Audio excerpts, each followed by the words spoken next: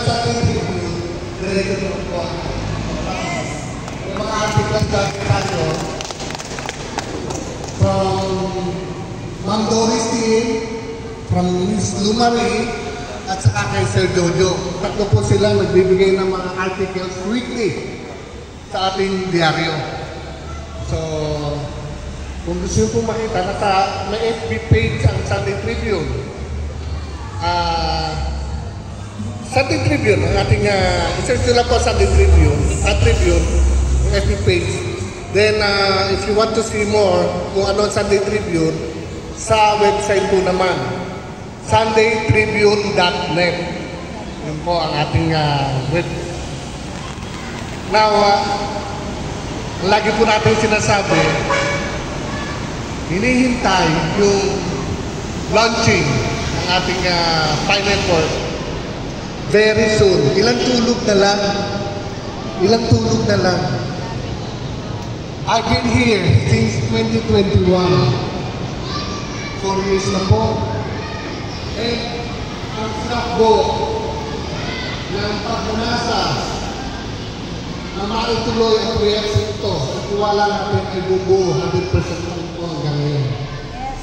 Sa mga founders ng ating lalo na sa ating mga moderators. Kaya nga po nagkaroon tayo ng moderators din, di ba? And we acknowledge them. Their help na in-extend sa atin. Now, huwag natin kalimutan na ang Pi coin ay currency itself. Hindi lang tayo nag-iisip na ang mahal, pera ko lang. Totoo yun. Pero kung natin tingnan, parang doon lang tayo sa pera lang ba? Hindi po. Lagi namin isip sa puso. Above all, pag nangyari ito lang ito, tayo na nila. Sinakala ka sila. Kasi sinakala na po ang mga founders, ang city, ang hotel, para naman mag-aaral kung anumang biyaya para sa katauhan. Kung gagawa na po ito, maaaring nakapapabasag ba, pero hindi lang sila i-educate pa. Even na Bangko Sentral ng Pilipinas ay take na ng pursuit. They want all Filipinos to be educated about cryptocurrency. Hindi po maaawat. Walang awat. Lahat ng bansa sa mundo, halos lahat, are going to adopt na crypto. At napakalaking pagbabago ang naghihintay. Ngayon, tayo yung mga pioneers.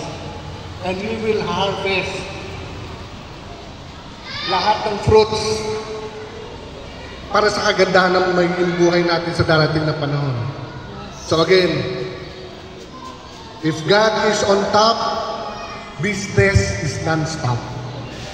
Yun po tayo. So always God first, put God first in everything that we do. Kaya tayo ganun. One, diba? One Pi, one God, one Pi. yun tayo. So, magkaisa po tayo. Sama-sama, walang bibitaw. See you on March 2. Huwag kumawala, ha? Yes! Thank you, Sir Arnel. God first, one Pi. Yes. So, thank you so much ang ating Sunday Tribune Editor-in-Chief. Napakaganda ng kanyang mensahe at thank you sa pag-promote ng ating event. Kaya yung mga hindi pa nakakabayad dyan, February 16 is our deadline. So walang extension po yan walang extension. Kasi mag-ayos tayo ng venue natin.